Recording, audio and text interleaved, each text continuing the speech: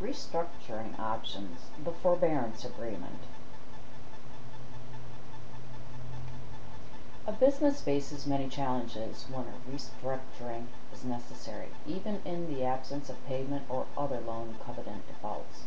A business lender may increase scrutiny of a credit if it sees negative trends for an industry, a downturn in earnings, an increase in expenses, or other negative financial events. In such instances, a lender or borrower usually negotiate and execute a forbearance agreement.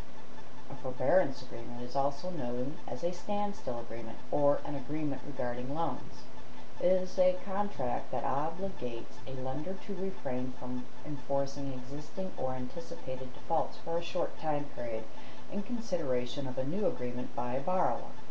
During a forbearance or standstill period, a borrower cures defaults, improves performance, or exits its relationship with the lender.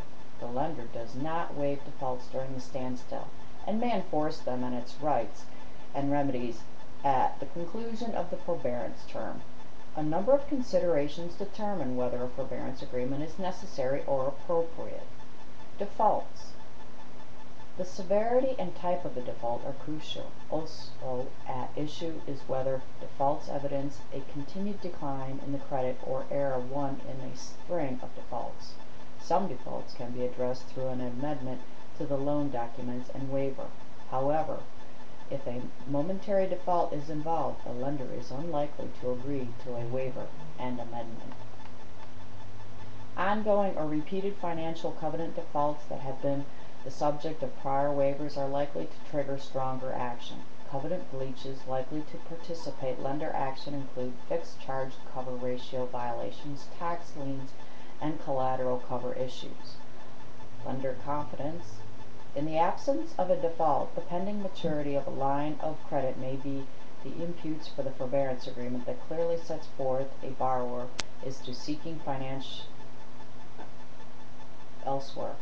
In that case, a lender that lacks confidence in the borrower and is interested in exiting the credit but not in liquidating assets achieve repayment and will view the forbearance agreement as the cleanest path to exit.